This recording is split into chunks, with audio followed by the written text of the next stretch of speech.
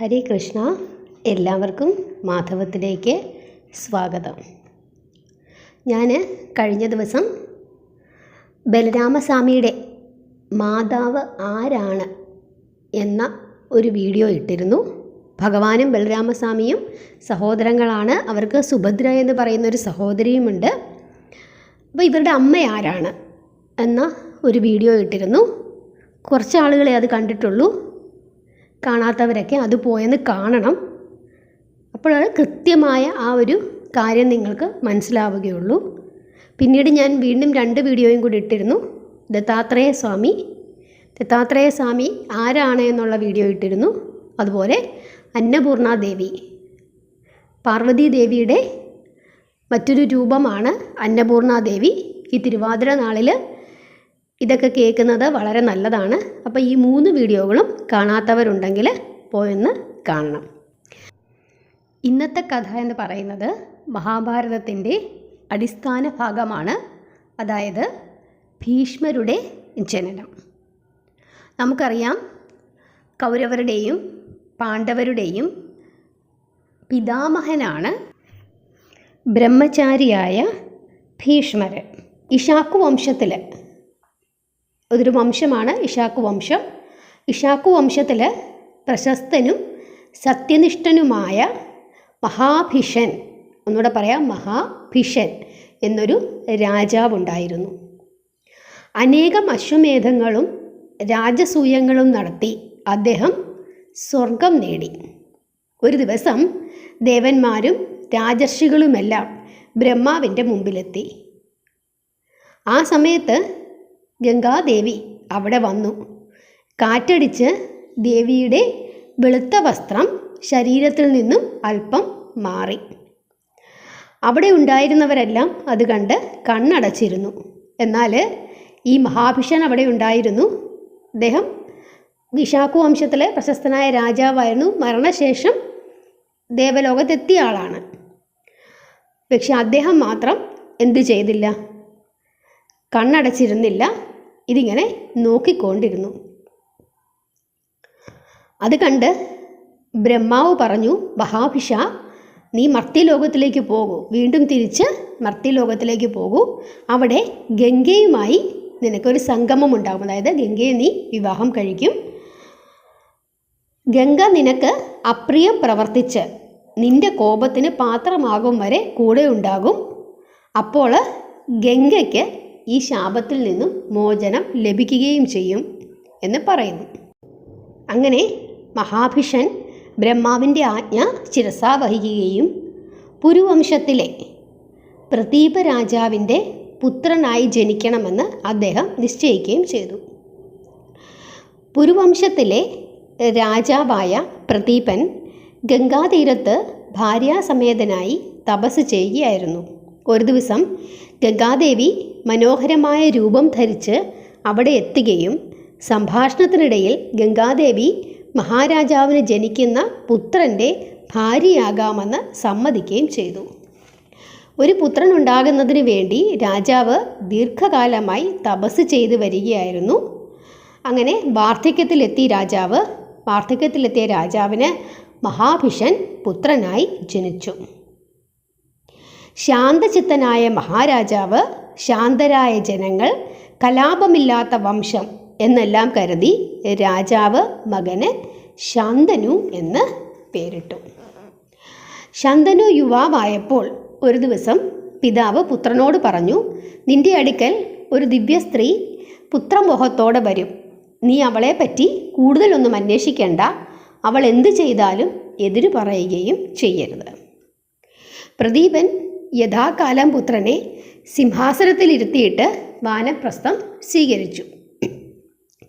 ശന്തന മഹാരാജാവ് ഒരിക്കൽ നായാട്ടിൽ ഗംഗാതീരത്തെത്തി. അതിസുന്ദരിയായ ഒരു യുവതിയെ രാജാവ് അവിടെ കണ്ടു. ആ രൂപസൗഭാഗ്യത്തിൽ രാജാവ് അത്ഭുത പരതന്ത്രനായി. ഏറെ നേരം അവളെ തന്നെ നോക്കിക്കൊണ്ട് രാജാവ് നിന്നു. ആ സുന്ദരിയുടെ മനസ്സിലും രാജാവിൻ്റെ നേർക്ക് പ്രേമം മുട്ടിട്ടു. അവളെ പരിചയപ്പെട്ടു. സംസാരത്തിനൊടുവിൽ ശന്തനു തൻ്റെ ആഗ്രഹം വെളിപ്പെടുത്തി. ഗംഗ പറഞ്ഞു, അങ്ങയുടെ പട്ടമഹർഷിയാകാൻ എനിക്ക് സമ്മതമാണ്. പക്ഷേ ഞാൻ തെറ്റോ ശരിയോ എന്ത് ചെയ്താലും അങ്ങ് തടുക്കാൻ പാടില്ല. ഈ വ്യവസ്ഥ പാലിക്കുന്ന കാലത്തോളം ഞാൻ അങ്ങയോടൊപ്പം താമസിക്കും. എന്നെ തടയുകയോ എതിർത്ത് എന്തെങ്കിലും പറയുകയോ ചെയ്താൽ ഞാൻ പിരിഞ്ഞു പോകും. രാജാവ് സമ്മതിച്ചു. ഗംഗാദേവിക്കും വളരെ സന്തോഷമായി. രാജാവ് മറ്റൊരു കാര്യവും അന്വേഷിച്ചതുമില്ല. ഗംഗാദേവിയുടെ ശീലം, സൗന്ദര്യം, ഔദാര്യം, സദാചാരം തുടങ്ങിയ ഗുണങ്ങളെല്ലാം രാജാവിന് വളരെയധികം ഇഷ്ടപ്പെട്ടു. വർഷങ്ങൾ കഴിഞ്ഞു പോയതുപോലും രാജാവ് അറിഞ്ഞില്ല.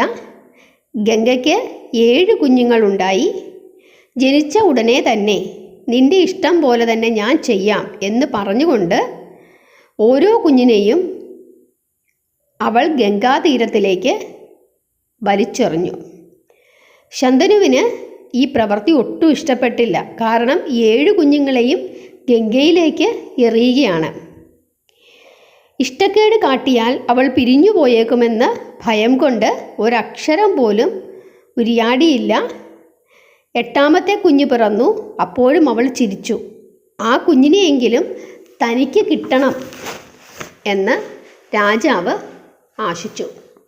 അദ്ദേഹം പറഞ്ഞു, ആരുടെ മകളാണ് നീ? നീ ആരാണ്? കുഞ്ഞുങ്ങളെയെല്ലാം എന്തിനു നീ കൊല്ലുന്നു? ഇത് മഹാപാപമല്ലേ? ഈ രീതിയിൽ പറഞ്ഞ് രാജാവ് ഗംഗാദേവിയോട് ദേഷ്യപ്പെട്ടു. ഗംഗാദേവി പറയുകയാണ്, ഓ പുത്രവത്സല, ഞാൻ നിങ്ങളുടെ അരുമ കുഞ്ഞിനെ കൊല്ലുന്നില്ല. മുമ്പ് പറഞ്ഞിട്ടുള്ള കരാർ അനുസരിച്ച് എനിക്കിനി ഇവിടെ താമസിക്കാൻ പറ്റുകയില്ല. ഞാൻ ഗംഗാദേവിയാണ്. വലിയ വലിയ മഹർഷിമാർ പോലും എന്നെ സേവിക്കുന്നു. ദേവന്മാരുടെ ഇഷ്ടസിദ്ധിക്ക് വേണ്ടിയിട്ടാണ് ഞാൻ ഇത്ര നാളും ഇവിടെ വസിച്ചത്. ഞാൻ പ്രസവിച്ച ഈ കുഞ്ഞുങ്ങളെല്ലാം അഷ്ടവസുക്കളാണ്. അതായത് ഈ 7 കുഞ്ഞുങ്ങളും അഷ്ടവസുക്കളാണ്. വസിഷ്ഠൻ്റെ ശാപത്താൽ അവർക്ക് മനുഷ്യജന്മം എടുക്കേണ്ടി വന്നു. വസുക്കളുടെ പിതാവാകാൻ ഭാഗ്യം സിദ്ധിച്ചതിനാൽ അങ്ങേക്ക് അക്ഷയമായ ലോകം പ്രാപിക്കാം. അതായത് അക്ഷയം എന്ന് വെച്ചാൽ എന്താണ്? ഒരിക്കലും നശിക്കാത്തത് ലോകം പ്രാപിക്കാം. അവരെയെല്ലാം ജനനമാത്രയിൽ തന്നെ മോചിപ്പിക്കാമെന്ന് ഞാൻ പ്രതിജ്ഞ ചെയ്തിരുന്നു. അവരെല്ലാം ശാപമുക്തരായി. ഇനി ഞാൻ ഇവിടെ നിന്ന് പോകുന്നു. ഈ ശിശു, അതായത് 8ാമത്തെ ശിശു വസുക്കളുടെ അഷ്ടാംശമാണ്. അങ്ങവനെ രക്ഷിക്കണം. ഈ വസുക്കൾ ആരാണെന്നുള്ളത് ഞാൻ മറ്റൊരു വീഡിയോയിൽ ഉടനെ തന്നെ പറയാം. എല്ലാം കൂടെ പറഞ്ഞാൽ നമ്മൾ ഒത്തിരി സമയം പറയണം. അതുകൊണ്ടാണ്. അപ്പോൾ ഇത്രയും മനസ്സിലാക്കുക. 7 കുഞ്ഞുങ്ങളെ ഗംഗാദേവി ഗംഗയിൽ എറിഞ്ഞു കൊന്നു. 8ാമത്തെ കുഞ്ഞിനെ ഗംഗയിലേക്ക് എറിയുന്ന സമയത്താണ് ശന്തനു മഹാരാജാവ് തടസ്സം പറഞ്ഞത്. അപ്പോഴാണ് ഈ അഷ്ടവസ്തുക്കളുടെ കാര്യം പറയുന്നത്. അതിനുശേഷം പിന്നെ ഗംഗാദേവി ചെയ്ത പ്രവൃത്തിയെ ശന്തനു മഹാരാജാവ് എതിർത്തല്ലോ. അതുകൊണ്ട് തന്നെ ഇനി ഇവിടെ നിൽക്കില്ല എന്നും പറഞ്ഞുകൊണ്ട് ഗംഗാദേവി എന്ത് ചെയ്യുകയാണ്? പുത്രനോടൊപ്പമാണ്. അത് പ്രത്യേകം ശ്രദ്ധിക്കുക. പുത്രനോടൊപ്പം തിരിച്ചു പോകുന്നു. ശന്തനു മഹാരാജാവ് മഹാബുദ്ധിമാനും ധർമ്മിഷ്ഠനും സത്യസന്ധനുമായിരുന്നു. ഹസ്തിനപുരമായിരുന്നു അദ്ദേഹത്തിൻ്റെ രാജധാനി. അക്കാലത്ത് ഒരു ജീവിയെയും ആരും ഉപദ്രവിച്ചിരുന്നില്ല. ജനങ്ങളെല്ലാം സത്യത്തിലും അഹിംസയിലും വിശ്വസിച്ച് ജീവിച്ചിരുന്നു. ഗംഗാദേവി പിരിഞ്ഞു പോയതിനു ശേഷം 36 വർഷം ബ്രഹ്മചര്യം പാലിച്ചുകൊണ്ട് ഒരു താപസനെ പോലെയാണ് രാജാവ് കഴിച്ചുകൂട്ടിയത്. ഒരു ദിവസം ശന്തനു മഹാരാജാവ് ഗംഗാനദിക്കരയിലൂടെ ഇങ്ങനെ നടക്കുകയായിരുന്നു. നദിയിൽ ജലം വളരെ കുറവായിരുന്നു. രാജാവ് അതിൻ്റെ കാരണം അന്വേഷിച്ചുകൊണ്ട് മുമ്പോട്ട് നടന്നു. ഒരു വിശാലകായനും സുന്ദരനുമായ യുവാവ് അസ്ത്രപ്രയോഗം കൊണ്ട് നദി തടഞ്ഞിരിക്കുകയാണെന്ന് മഹാരാജാവിന് മനസ്സിലായി. ഈ അസാമാന്യമായ പരാക്രമം കണ്ട് രാജാവ് അത്ഭുതപ്പെട്ടു. ജനിച്ച മാത്രയിൽ മാത്രമേ രാജാവ് പുത്രനെ കണ്ടിട്ടുള്ളൂ. ദീർഘകാലം കഴിഞ്ഞ് കണ്ടപ്പോൾ തിരിച്ചറിയാനും കഴിഞ്ഞില്ല. രാജാവിനെ കണ്ട ഉടനെ തന്നെ കുമാരൻ അവിടുന്ന് അപ്രത്യക്ഷനായി. ശന്തനു മഹാരാജാവ് ഗംഗാദേവിയെ വിളിച്ചു. അപ്പോൾ ഗംഗാദേവി ശന്തനു മഹാരാജാവിൻ്റെ മുമ്പിൽ ഈ പുത്രനെയും ഈ കുമാരനെയും പിടിച്ചുകൊണ്ട് പ്രത്യക്ഷപ്പെട്ടു. ദിവ്യഭൂഷണങ്ങളും വിശിഷ്ട വസ്ത്രങ്ങളും ധരിച്ചു നിൽക്കുന്ന മകനെ കണ്ടിട്ട് രാജാവിന് വിശ്വാസമായില്ല. ഒടുവിൽ ഗംഗ പറഞ്ഞു, രാജൻ, ഇത് അങ്ങയുടെ 8ാമത്തെ മകനാണ്. ഇനി ഇവനെ അങ്ങ് സ്വീകരിച്ചാലും ഇവൻ വശിഷ്ഠ മഹർഷിയുടെ അടുക്കൽ വേദാഭ്യാസം നടത്തി. അസ്ത്രവിദ്യയിലും ഇവൻ അദ്വിതീയനാണ്. അതുകൊണ്ട് ദേവന്മാരും അസുരന്മാരും ഇവനെ ആദരിക്കുന്നു. അസുരഗുരുവായ ശുക്രാചാര്യരും ദേവഗുരുവായ ബൃഹസ്പതിക്കും അറിയാവുന്ന ശാസ്ത്രങ്ങളെല്ലാം ഇവന് ഹൃദിസ്ഥമാണ്. ശ്രീ പരശുരാമനിൽ നിന്നാണ് ഇവൻ ശസ്ത്രവിദ്യയുടെ പ്രായോഗിക പാഠങ്ങൾ പഠിച്ചത്. ഇവനെ ഞാനിതാ അങ്ങയുടെ അടുക്കലേക്ക് ഏൽപ്പിക്കുന്നു, രാജധാനിയിലേക്ക് കൂട്ടിക്കൊണ്ടുപോയിക്കോളുക എന്നും പറഞ്ഞ് ശന്തനു മഹാരാജാവിനെ കയ്യിൽ ഈ മകനെ ദേവി ഏൽപ്പിക്കുകയാണ്. ശന്തനു മഹാരാജാവ് മകനെ രാജധാനിയിലേക്ക് കൂട്ടിക്കൊണ്ടുവന്നു. ഏറെ താമസിയാതെ ദേവവ്രതനെ യുവരാജാവായി അഭിഷേകം ചെയ്തു. ഗംഗാസുതനായ ദേവവ്രതൻ തൻ്റെ സദാചാരനിഷ്ഠയും സൗമ്യശീലവും കൊണ്ട് നാട്ടുകാർക്കെല്ലാം ആനന്ദമേകി. അങ്ങനെ 4 വർഷം കടന്നുപോയി. ഇനി അടുത്ത കഥയെന്ന് പറയുന്നത് ഭീഷ്മ ശപഥമാണ്. അപ്പം ഇങ്ങനെയാണ് ഭീഷ്മ പിതാമഹൻ ജനിച്ചത്. ഭീഷ്മ പിതാമഹൻ്റെ പേരെന്ന് പറയുന്നത് എന്താണ്? ദേവവ്രതൻ എന്നാണ്. ഗംഗാദേവിയുടെയും ശന്തനു മഹാരാജാവിൻ്റെയും പുത്രനാണ്. പുരുവംശജനാണ്. ഹസ്തിനപുരമാണ് രാജധാനി.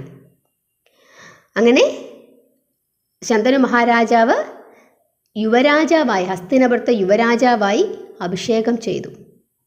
ഇതിനുശേഷം വളരെ പ്രധാനപ്പെട്ട ഒരു കഥയാണുള്ളത്.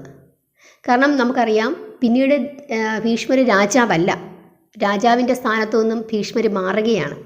അതെന്തുകൊണ്ടാണ്? പിന്നീടുള്ള ധൃതരാഷ്ട്രരുടെയും പാണ്ഡുവിൻ്റെയും വിതുരരുടെയും ഒക്കെ ജനനമുണ്ടാകുന്നതിന് ശേഷം വലിയൊരു കഥയാണ്. അത് ഞാൻ അടുത്ത ദിവസം നിങ്ങൾക്ക് പറഞ്ഞു തരാം. കഥ കേൾക്കണമെങ്കിൽ, ഈ കഥ നിങ്ങൾക്ക് ഇഷ്ടപ്പെട്ടെങ്കിൽ, ഇനി മുമ്പോട്ട് കഥകൾ കേൾക്കണമെങ്കിൽ, ഇതിൻ്റെ ബാക്കി കഥകളും കേൾക്കണമെങ്കിൽ നിങ്ങൾ കമൻ്റ് ഇടൂ, ഞാൻ ബാക്കി പറഞ്ഞു തരാം. വളരെ മനോഹരമായ കഥയാണ്. എല്ലാ വിശ്വാസികളും, നമ്മുടെ മഹാഭാരതത്തിൻ്റെ അടിസ്ഥാനമാണ്. നമുക്കിതെല്ലാം, മഹാഭാരതം പാണ്ഡവരും കൗരവരും ഉണ്ടായിരുന്നു, യുദ്ധം ചെയ്തു, അത് രാജ്യത്തിന് വേണ്ടി. ഇത്രയൊക്കെ നമുക്ക് കുറച്ചൊക്കെ വേഗമായിട്ടൊക്കെ പലർക്കും അറിയാമായിരിക്കാം. പക്ഷേ ആരാണ് ഈ പുരുവംശം, ആരാണ് ഭീഷ്മ പിതാമഹർ? അവരിൽ നിന്നാണ് പിന്നീട് ഈ ധൃതരാഷ്ട്ര ഉൾപ്പെടെയുള്ളവർ ജനിക്കുന്നത്. അപ്പം ബ്രഹ്മചാരിയാണ് ഭീഷ്മർ. അപ്പോൾ ആ കഥ, എങ്ങനെ ധൃതരാഷ്ട്രം ഉണ്ടായി, അംബിക അംബാലികമാരുടെ കഥ. അപ്പോൾ ഈ കാര്യങ്ങളെല്ലാം ബേസിക്കായിട്ട് ഇങ്ങനെ കുറേശ്ശെ നമ്മൾ മനസ്സിലാക്കി വെച്ചാൽ നമുക്കൊരു അടിസ്ഥാനം കിട്ടും.